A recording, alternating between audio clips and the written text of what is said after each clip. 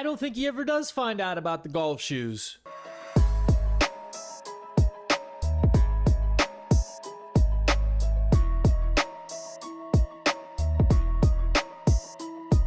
Welcome back to the show. I am Stephen M, back on your screen again, and I'll be the ringmaster of this little circus right here as we get into some of these cranium cracking conspiracies.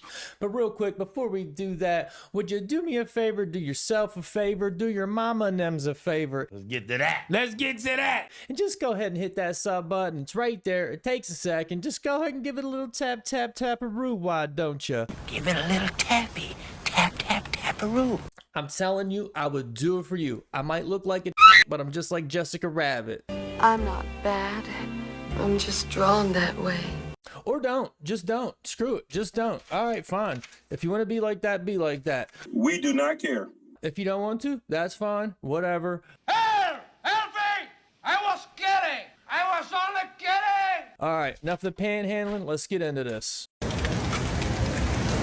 Can somebody please tell me what in tarnations is going on? So surely by now you understand that history is a lie, and what you think is up is really down, and what you thought was left is really right. And what I mean by that is they've changed names, places, dates, people. They've changed everything. So let me see if I got this straight.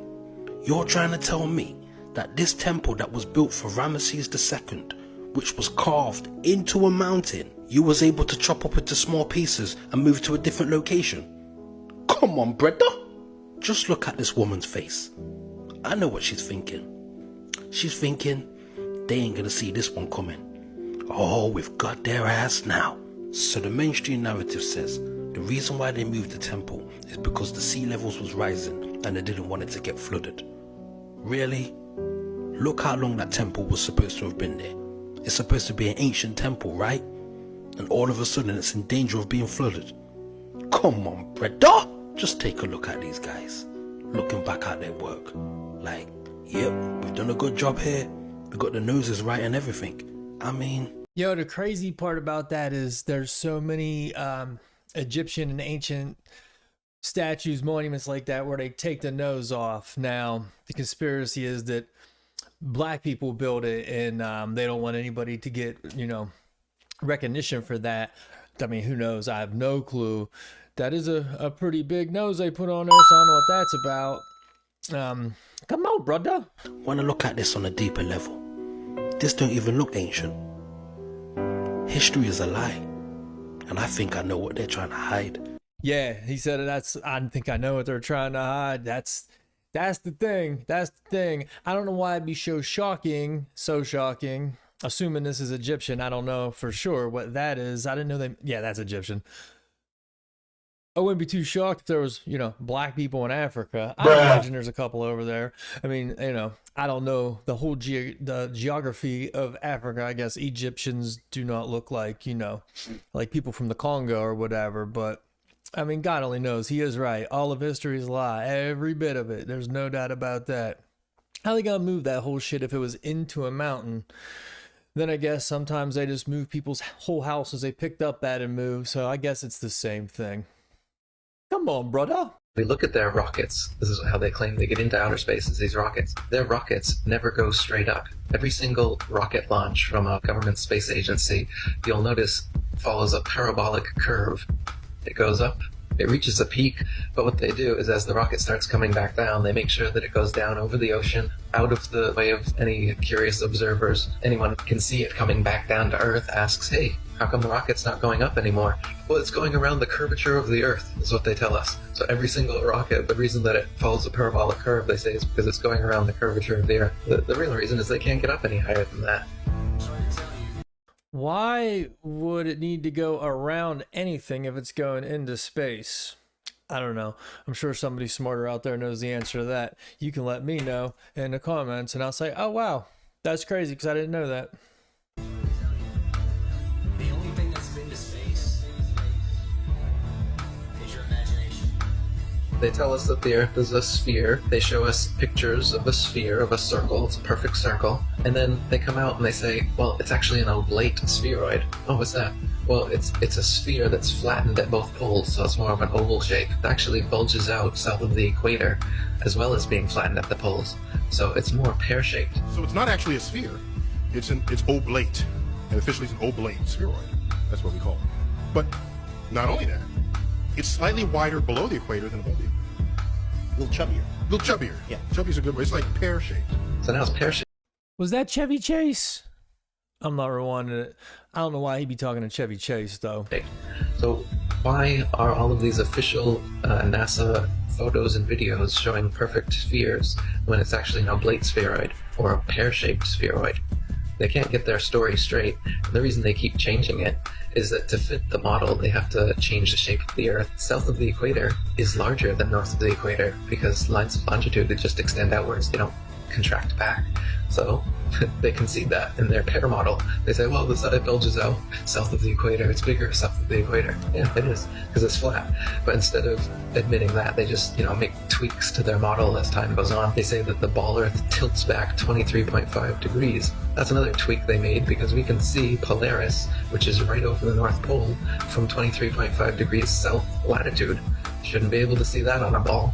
So they just tilt the Earth back and then okay, now you can see it. And so they come up with explanations in reverse like this. Damage control, reverse engineered explanations.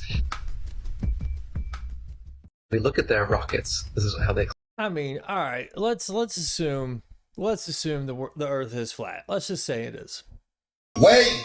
Like what's the lie about? What's the point of keeping the facade? And I've heard other people say it's so NASA can funnel tax dollars. Oh, it's $80 billion a year or whatever, 800 million or whatever the fuck. But like they give a shit. They'll do whatever they want with money. Like they need NASA for that. And I don't know. Is it some kind of demonic thing going on, or I don't, whatever. Like I just don't see. I don't see the point. I don't roll it out. That's for damn sure. Like why show CGI images when you got what's his nuts there, Neil deGrasse Tyson. He's such a pervert, by the way. You ever hear him talking to like girls on TV? And when you look into it, dude, he creeps me out. And fucking, I don't know. I just don't like him. He just seems like a weirdo. Hey, asshole! Just suck a bag of dicks! And he seems like a weirdo, and he seems like I just fucking know everything, and I'm a scientist, and I'm above you. Well, fuck you, dude. How about that? But it says, yeah, just like you said, it's more of like a, which would be pretty flat on, but everything wouldn't be on top. I don't fucking know, dude. I don't know. Why can't they keep their story straight? Why can't they? Come on, brother. In the late 19th century, Augustus Le Plongeon, a French-American photographer and amateur archaeologist, visited the lost ancient Maya site of Chichen Itza. As Augustus cleared the overgrowth with the help of his wife Alice and a team of helpers, they discovered something truly horrifying. What drove Augustus to excavate here was his firm belief that the Maya civilization was the mother culture of all ancient civilizations, including ancient Egypt and the lost city of Atlantis. It was part way through the excavation when they discovered a mysterious and intricately carved limestone statue, characterized by its reclined position with the head turned to one side and holding a dish or a bowl on its stomach. It is believed to have been used in ritualistic human sacrifices. Disturbingly, it is said that the tray which rests on the Chakmul's stomach was used to hold the still beating heart of a sacrificial victim. So what happened? So what? Did that not just go from, what they discovered, he thought that that's where ancient civilization started, and then with Atlantis this, and it cuts straight to this statue, and they think that's where a still beating heart of somebody else. What the fuck, bro? Somebody needs to get off the junk, because that was like just a whirlwind of what the fuck just went down over there. I mean, they were a wild bunch, still beating hard. I don't doubt that. They might have put a little circle down and just fucking jammed a knife right into you and cut your insides out and did whatever they do. Because, I mean, they just like to sacrifice each other. I wonder if, like, the person was getting sacrificed, were they like pumped about it? Like, yeah, this is gonna be a good thing. Does this guy know how to party or what? Huh? Huh? Huh. Like, did they even give a shit? I don't know, man. The dude raised a lot of question marks. I'd like to ask one of them. In 1945, a farmer in Egypt stumbled upon a remarkable discovery. Several sealed earthenware jars containing 13 leather-bound papyrus books. These clandestinely stashed books were poised to revolutionize our understanding of human history. Authored by early Gnostic Christians, these texts revealed a startling theory. The human race had been genetically modified to guide evolution in a specific direction. The texts spoke of a race of extraterrestrial reptilian beings, known as archons, who had dominated the Earth for centuries. Intriguingly, similar descriptions of serpent-like beings can be found in numerous ancient cultures. In India and other parts of Southeast Asia, for instance, these creatures are referred to as nagas. What's particularly fascinating is the text's reference to the Garden of Eden, not as a biblical paradise, but as a sophisticated genetic engineering laboratory.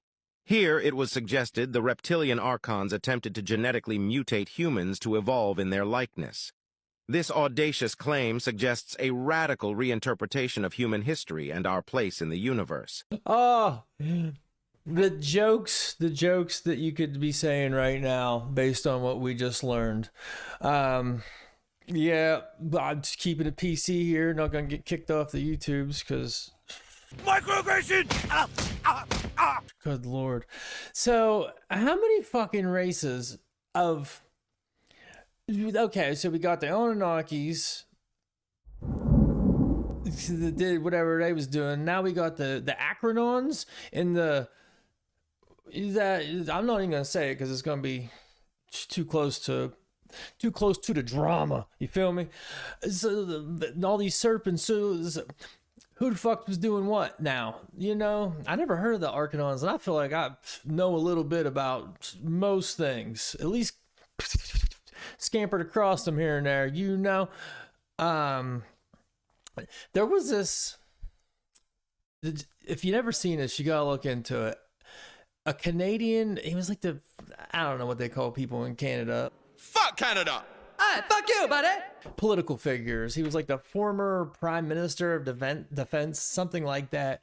He got in front of like the whole Canadian, what do they got up there, a parliament? I don't know what it was, Canadian Congress, some shit. And he was saying straight up, and it's a pretty long little speech he gave. You can find it on YouTube somewhere. And he's like straight up, the U.S. government's working with 4 different alien races. They're doing this, they're doing that. He was saying all this shit. Like, whoa. You think that guy would know some shit considering the position he held in society? Like, what would you just get up there and start spouting off with the mouth for no reason? Steve Kiefer. How's everybody doing? I mean, I believe him. So, you know, if all these other things, these beings were here for a long time, yeah, then there's probably somebody's working with them. I mean, we probably see them every day. Hillary Clinton's probably one of them. Whoever's playing the part of Joe Biden's probably one of them, realistically. Maybe every politician, major politician, not like the low-level shitbags. You know what I mean? That's what I would think, bro. I think that's the most logical. I think that's the most logical explanation. Does anyone else remember that time that JFK Jr. was on Jay Leno's talk show and he read a poem from a 9-year-old Monica Lewinsky where she describes wanting to be eaten like a slice of pizza? And he knows exactly what message he's trying to send. At one point, he even says he's going to rot in hell eternally for this. And the entire time, Jerry Seinfeld was sitting next to him laughing like a maniac, like it was some inside joke that we are not a part of. Check this out. We happen to have someone who sent us Monica Lewinsky's poem that she wrote in 9th grade. Actually, not in 9th grade, when she was a 9-year-old.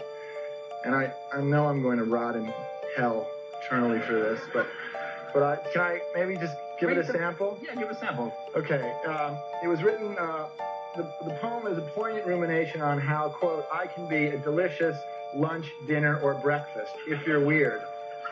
She goes on to describe herself, quote, as a round and flat piece of dough with lots of topping. I am a mouth's best friend. I make you say yum yum. It's amazing how kids know at a young age what they're going to do with their life. Dude, what the fuck? I'll assume he was joking and that wasn't really something from her book, and he's probably just trying to stick up for his boy, old Slick Willie, back to him. But the fact that they reference pizza, I don't know, that seems weird to me. I mean, everybody likes pizza though, you know. Mozzarella is excellent. I don't even know that this is pizza.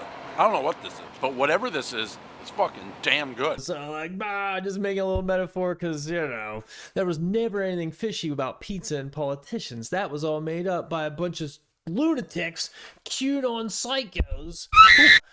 Oh, that's weird. Like, why would you even say? I don't like that shit. For sure, bro. I don't like that shit. Further confirming all the things we think about these folks. Here's some company secrets that they definitely don't want you knowing about. Sprite changed their bottle from green to clear specifically to make it harder for you to spot them in landfills. Every single retail store's clothes you buy are dirty. There's no way for them to wash or disinfect them after they get off the truck or when they get returned. Olive Garden breadsticks are just store-bought Franz brand breadsticks covered in margarine. Just like in Mom's house, Olive Garden. When you're here, you're family. Credit card companies frequently change your ARP without even telling you, but they'll do it 3 or 4 decimal places out so you don't notice. So instead of charging 15.99%, they'll charge you 15.9994%, which doesn't seem like a lot, but if they do it to all their customers, they earn so much money. Unless your dog got into a fight, dog boarders and groomers are just going to tell you they were a good boy or girl, even if they weren't. Casino security cameras can see everything, down to the dots on a dice. And their policy is to not look down women's blouses, but you know, 80% of audits result in a return, which is somehow comforting but also terrifying. Teachers are so burnt out that they'd rather give a student a passing grade than deal with the whole process of holding them back. I don't know, but those tattoos on her knees are pretty cool, especially that spiral one. That's out there, bro. That had to hurt. But the Sprite thing is wild, which lets you know that these big companies, they don't really give a fuck about anything that is pander. They're in the pandaverse. White heterosexual males think they welcome anywhere. I'm not even surprised about the Olive Garden putting breadsticks just out of a box. I bet you lots of restaurants do it. As a matter of fact, specifically a pretty big fancy restaurant around, well, it's where I'm at. It might have been after the whole 2020 thing. You know, things were tight for everybody, and I knew people that worked there, and they were like, the lasagna that they serve is literally out of a box, like Stouffer's. Like, they just get like all the shit, they're just like getting it from like Sam's Club, and people thought this place like gourmet. It was super expensive, but it was just all like shit you just go buy at the grocery store. It wasn't nothing fancy, and people were paying like top dollar for this shit and thought it was great. So yeah, fucking credit card companies, of course they are. If you just taxed everybody just an extra penny, I mean, you're talking millions of people. Boom, they're lining up. What? I mean, it's pretty fucked up, but I don't know. People are fucked up. What a surprise. The thing that everyone's been freaking out about recently on the internet has just turned out to be evil. In order to understand this all, first you need to know that this is also the sphere and it has codes in the wall. Now, first of all, that night they had to let the audience know what they were about to do, so they told them everything you know is wrong.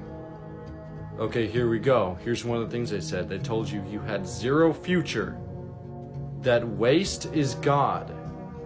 They told you to die. They told you to fear the number 666. And they also said some kind of random stuff like bark and pesticide, but also curse. So they're just plain out letting you know that they're setting a curse on you by displaying all these words out on the screen. And what I want to know is what asshole keeps trying to put all these subliminal messages in everything? They keep trying to take down the human race. Like, can you just chill out, whoever you are out there?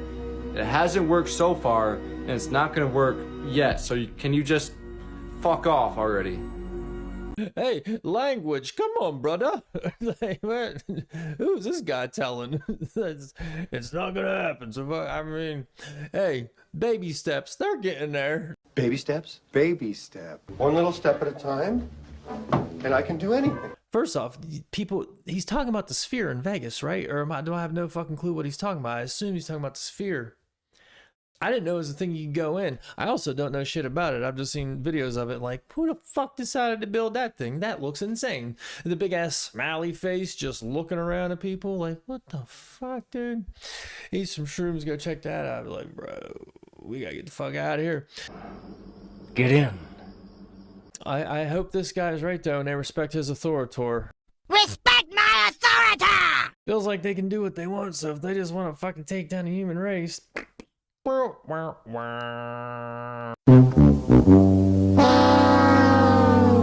this is a message to anyone still wearing a uniform.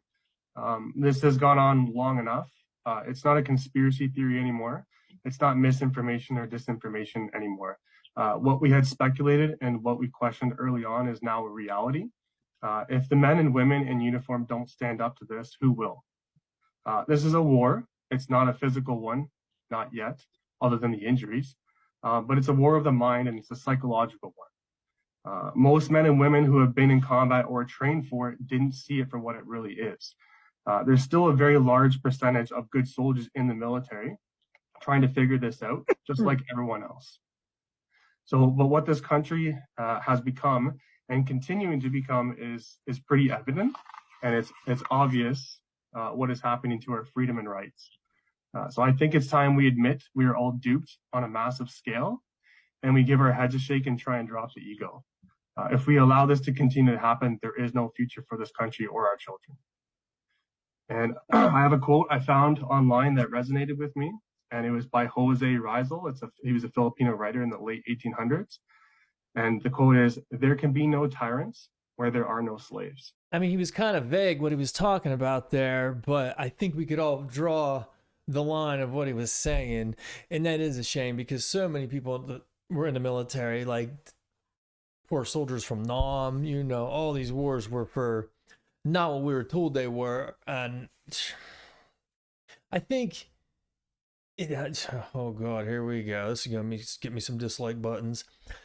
But before Trump, like, you kind of just believe the news, you know, but he kind of pulled the curtain back on a lot of shit, calling out fake news, this, that, everything changed. A lot of people think for the worse, some people think for the better, whatever it may be.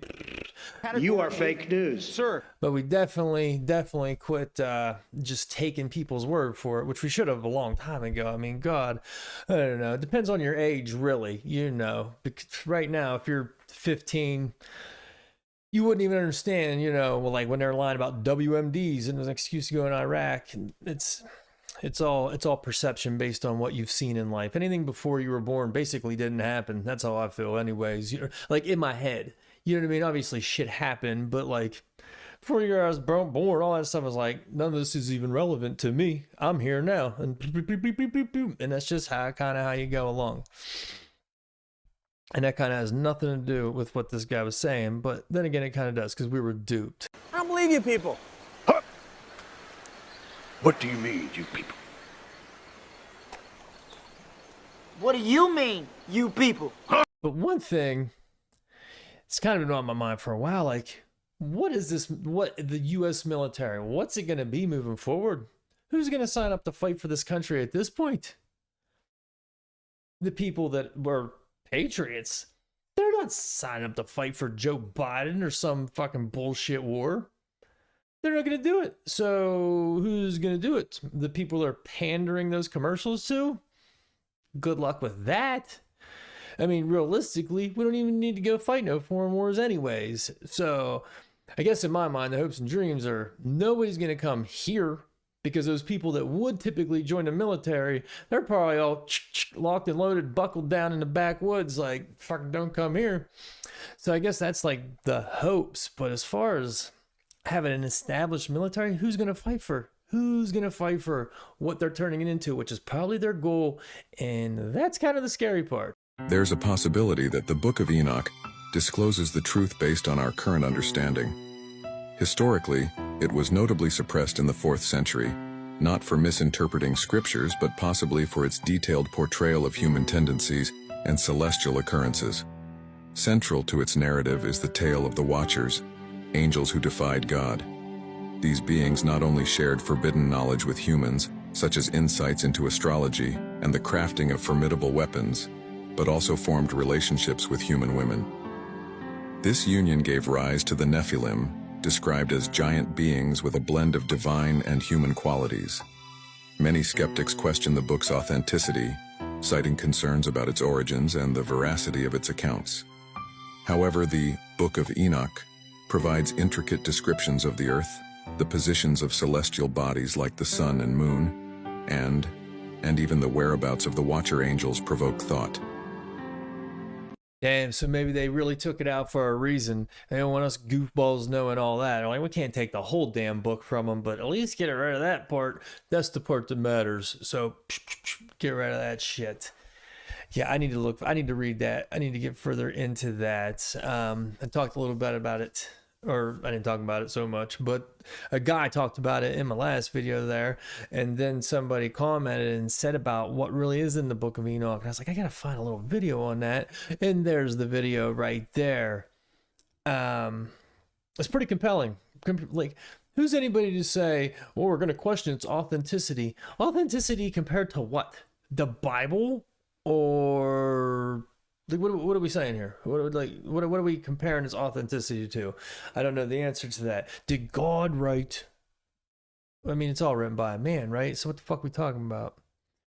It sounds like the most... Okay, I don't want to say that. I was going to say it sounds like the most believable part of the Bible, but it sounds like the most important part. To me, anyways. But I also don't know what the fuck I'm talking about.